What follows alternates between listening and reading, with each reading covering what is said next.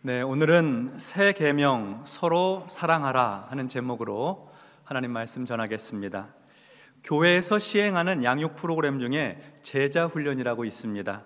성도를 예수님의 제자로 훈련하는 말씀 양육, 신앙 실천 프로그램인데요. 이 제자 훈련의 기원이 우리 예수님에게 있습니다. 예수님의 공생의 사역 중 중요한 사역 가운데 하나가 제자 훈련이었습니다. 예수님은 공생의 초기에 12명의 사람들을 불러 제자로 삼으셨습니다. 그들 중 대다수는 어부들이었고 또 세리, 목수, 혁명가도 있었습니다. 직업이 명확하지 않은 서민들도 있었고요. 예수님은 그들을 불러 나를 따르라 라고 하셨고 부르심에 순종한 사람들이 예수님의 제자가 되었습니다.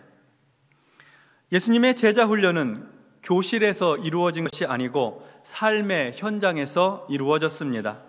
가버나움을 비롯한 갈릴리 지역의 작은 마을들, 바닷가, 벳세다 들녘, 밀밭, 변화산, 여리고성, 그리고 예루살렘 성전 등 사람들이 살아가고 있는 삶의 현장에서 제자들을 훈련시키셨습니다.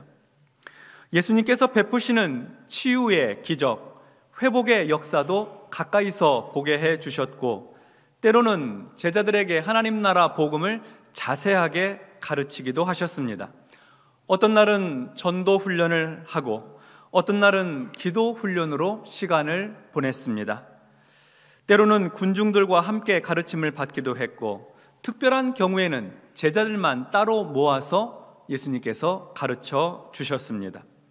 그리고 오늘은 제자 훈련에 새로운 강의가 있는 날입니다. 34절을 보겠습니다. 새 계명을 너희에게 주노니 서로 사랑하라. 내가 너희를 사랑한 것 같이 너희도 서로 사랑하라. 아멘. 예수님께서 제자들에게 새 계명을 주셨습니다. 새로운 계명입니다. 계명은 지켜야 의미가 있고 유익합니다. 계명을 준수하게 되면 제자들에게 큰 축복이 될 것입니다. 오늘 주시는 계명은 새 계명이라고 하였습니다. 주님 말씀하시는 새 계명 무엇일까요? 서로 사랑하라 하는 계명입니다. 사랑의 계명입니다. 그런데 예수님께서 사랑의 계명을 새 계명이라고 하셨지만 사실 사랑의 계명은 새로운 것이 아닙니다. 구약성경 신명기 6장 4절과 5절은 하나님을 사랑하라고 하였습니다. 이스라엘아 들으라. 우리 하나님 여호와는 오직 유일한 여호와이시니 너는 마음을 다하고 뜻을 다하고 힘을 다하여 내 하나님 여호와를 사랑하라. 내 하나님 여호와를 사랑하라. 이렇게 말씀하셨어요. 또 레위기 19장 18절에서는 내 이웃을 사랑하라고 하셨는데 원수를 갚지 말며 동포를 원망하지 말며 내 이웃 사랑하기를 내 자신과 같이 하라. 내 이웃 사랑하기를 내 자신과 같이 사랑하라. 나는 여호와이니라. 이렇게 말씀하셨습니다. 뿐만 아니라 모세가 하나님으로부터 받은 10계명에도 1계명부터 4계명까지는 하나님 사랑의 계명이고 5계명부터 10계명까지는 이웃사랑의 계명입니다. 우리 예수님께서도 마태복음 22장 37절부터 40절에서 구약의 계명이 하나님 사랑과 이웃사랑의 계명이라고 정리해 주셨습니다. 예수께서 이르시되 내 마음을 다하고 목숨을 다하고 뜻을 다하여 주 너의 하나님을 사랑하라 하셨으니 이것이 크고 첫째 되는 계명이요 둘째도 그와 같으니 내 이웃을 내 자신같이 사랑하라 하셨으니 이 두 계명이 온 율법과 선지자의 강령이니라. 아멘. 하나님 사랑과 이웃 사랑이 온 율법과 예언서의 본 뜻이다. 이렇게 말씀하신 것입니다. 그러니까 서로 사랑하라 하는 이 계명은 새 계명이라고 하기에는 좀 어려워 보입니다. 내 이웃을 사랑하라 하신 말씀이 신약과 구약에 이미 기록되어 있으니까요. 그런데도 예수님께서는 제자들에게 새 계명을 주신다고 하시면서 서로 사랑하라고 하셨습니다. 그렇다면 왜 서로 사랑하라 하신 계명이 새로운 계명일까요? 다시 34절을 보도록 하겠습니다. 우리 같이 합독합니다. 새 계명을 너희에게 주노니 서로 사랑하라. 내가 너희를 사랑한 것 같이 너희도 서로 사랑하라. 아멘. 예수님께서 제자들에게 새 계명을 주신다고 하면서 서로 사랑하라고 하셨는데, 바로 이어지는 말씀을 보니까 서로 사랑의 내용이 내가 너희를 사랑한 것 같이 너희도 서로 사랑하라 하는 것입니다. 예수님께서 제자들을 사랑하신 것처럼 제자들도 서로 사랑하라 하신 것입니다. 예수님께서 제자들을 어떻게 사랑하셨기에 제자들도 그렇게 사랑하라고 하시는 것일까요? 오늘 본문이 속해 있는 요한복음 13장은 이렇게 시작이 됩니다. 1절 말씀 보면 유월절 전에 예수께서 자기가 세상을 떠나 아버지께로 돌아가실 때가 이른 줄 아시고 세상에 있는 자기 사람들 곧 제자들을 사랑하시되 끝까지 사랑하시니라. 아멘. 그리고 예수님께서 제자들을 끝까지 사랑하시는 모습이 제자들의 발을 씻어주시는 것으로 나타납니다. 주님께서 저녁 잡수시던 자리에서 일어나 노예처럼 겉옷을 벗고 수건을 가져다가 허리에 두르셨습니다. 그리고 대야에 물을 떠서 제자들의 발을 씻겨주시고 허리에 두르셨던 수건으로 제자들의 발을 일일이 다 닦아주셨습니다. 요즘에도 누가 다른 사람의 발을 씻어주는 일은 거의 없습니다.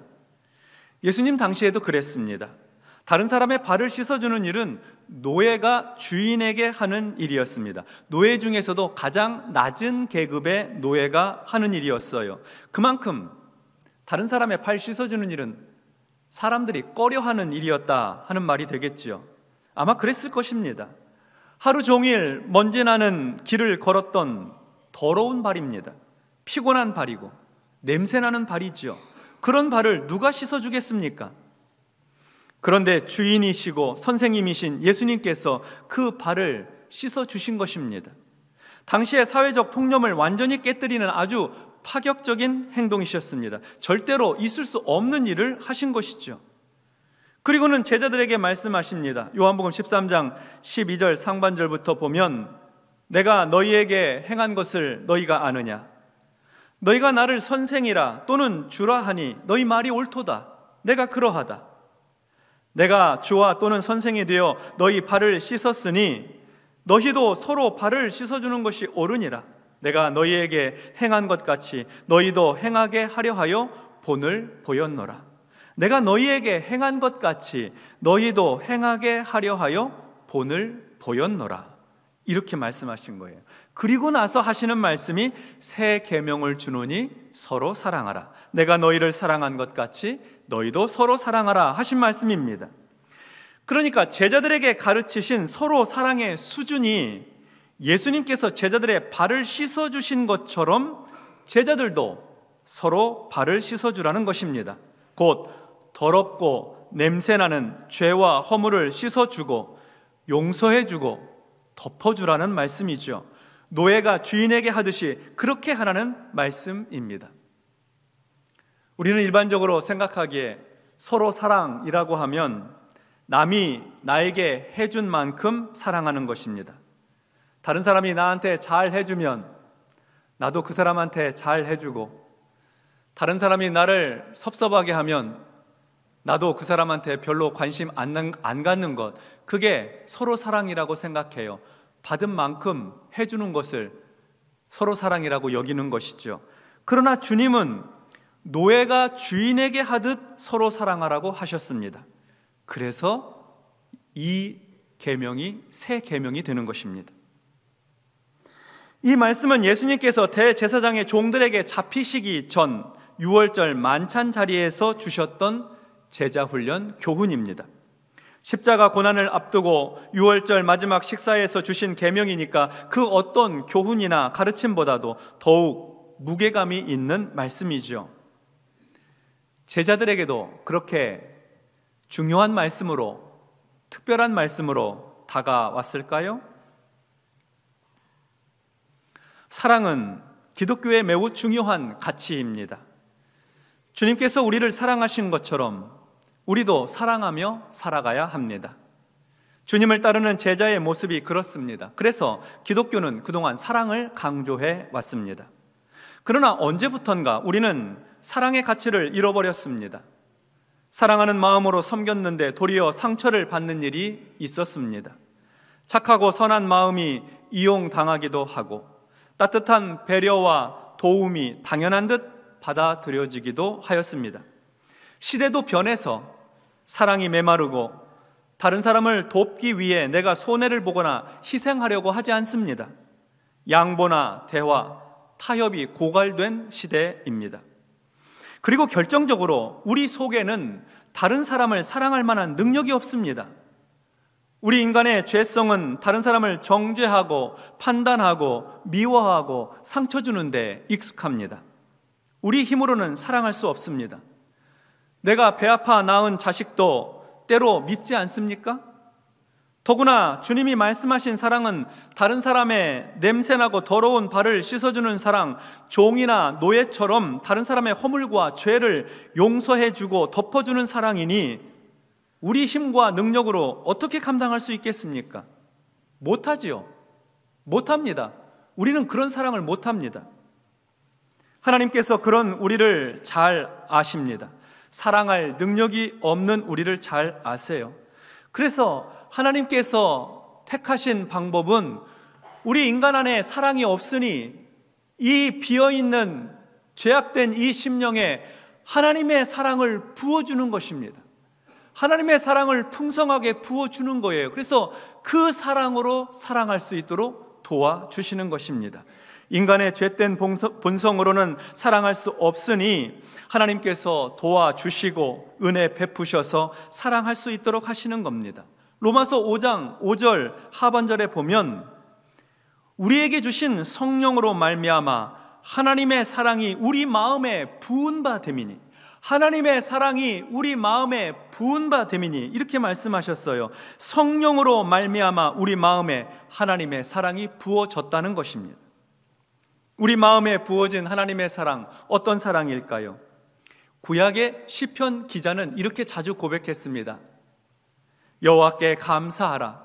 그는 선하시며 그 인자하심이 영원함이로다. 그 인자하심이 사랑이에요. 하나님의 사랑, 변할 수 없는 사랑, 실패할 수 없는 사랑, 하나님의 완전하신 사랑을 우리에게 부어주셨다는 것입니다. 신약에서 사도 요한은 하나님의 사랑을 이렇게 선포합니다. 요한 1서 4장 9절로 11절의 말씀인데요, 우리 이 말씀 같이 합독하겠습니다. 하나님의 사랑이 우리에게 이렇게 나타난 바 되었으니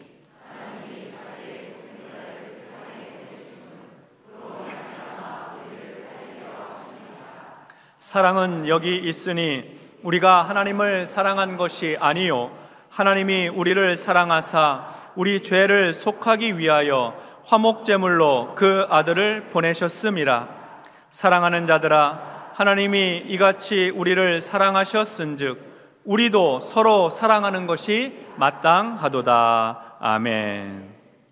우리 마음에 부어진 하나님의 사랑은 하나님의 독생자 예수님을 우리를 위해 이 세상에 보내주신 사랑입니다. 그 아들을 우리 죄를 용서하기 위해 화목 제물로 십자가에 내어주신 사랑입니다. 우리를 살리기 위해 아들을 주신 사랑이에요. 우리가 하나님을 사랑한 것이 아니라 하나님이 우리를 사랑하셨습니다. 하나님께서 그 아들을 주셔서 우리를 살리시고 우리 죄를 용서하셨으니 우리 안에 그 사랑을 풍성하게 부어주시는 것입니다. 그 하나님의 십자가 사랑이 우리 마음에 계속 부어지게 되면 그 사랑이 차올라서 그 부어진 사랑이 흘러넘쳐 이웃에게 그 사랑이 닿게 되는 것입니다. 그래서 우리도 서로 사랑하게 되는 거예요.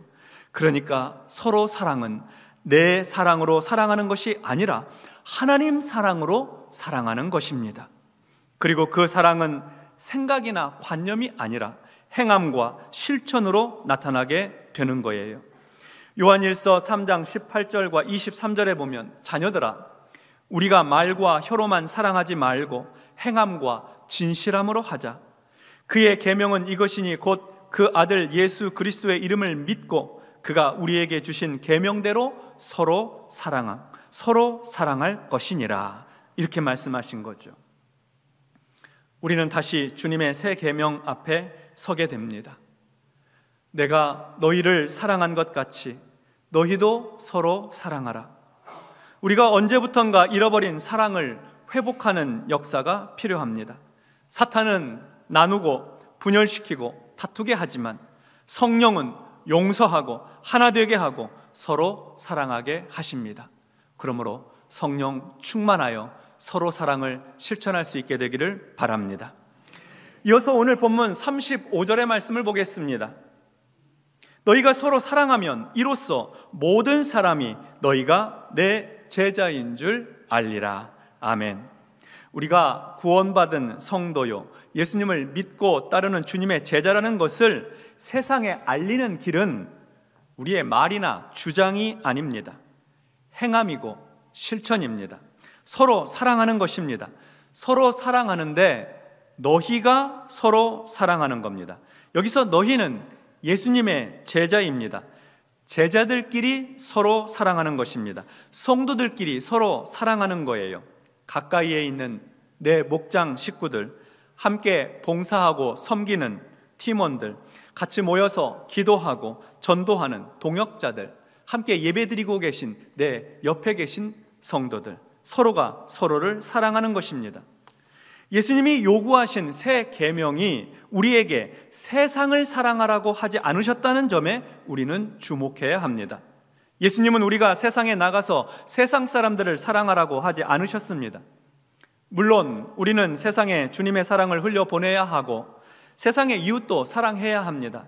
그러나 주님이 주신 새 계명, 여기서 말씀하신 새 계명은 세상을 향한 것이 아니라 제자들을 향한 것이었습니다.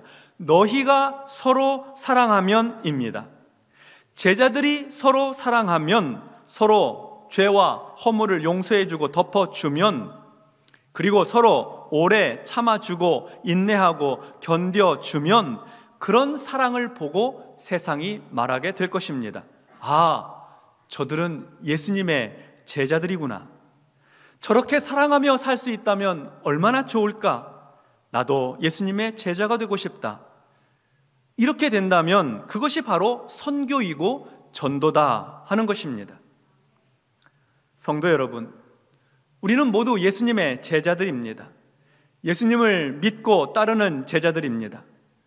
예수님은 제자들에게 가장 중요한 때에 새 계명을 주셨습니다. 서로 사랑하라 하는 계명입니다.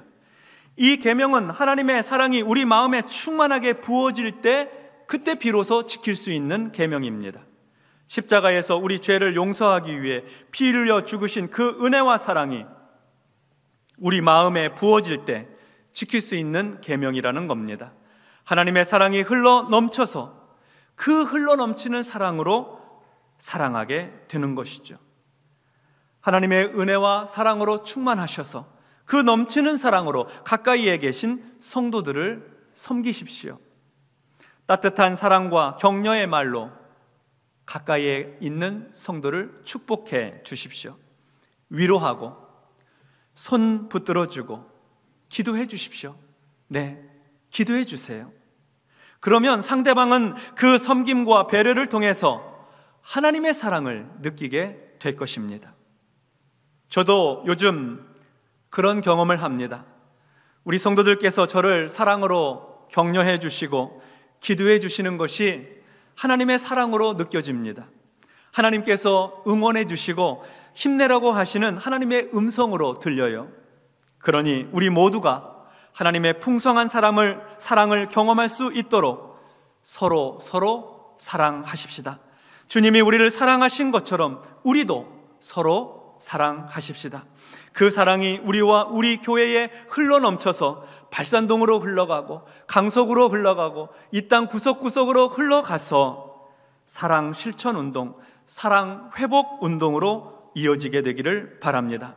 세상은 우리가 예수님의 제자라고 하는 사실을 알게 될 것입니다. 우리와 같이 예수님의 제자가 되고 싶어 할 것입니다. 이러한 선교가 이루어지도록 우리 안에 서로 사랑의 풍성한 은혜가 함께하기를 바랍니다. 우리 바름교회 안에 서로 사랑의 역사가 충만하시기를 주님의 이름으로 축원합니다. 아멘. 기도하겠습니다.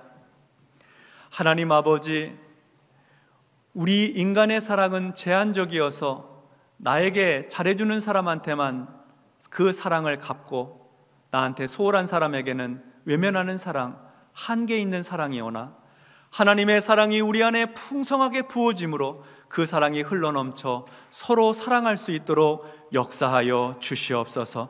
사랑이 회복되어서 서로를 위로하고 격려하고 붙들어주고 서로 위해서 기도해 주므로 이 사랑으로 세상을 변화시키고 감동시키는 서로 사랑의 역사가 우리 안에 충만케 하여 주옵소서. 예수님의 이름으로 기도하옵나이다. 아멘.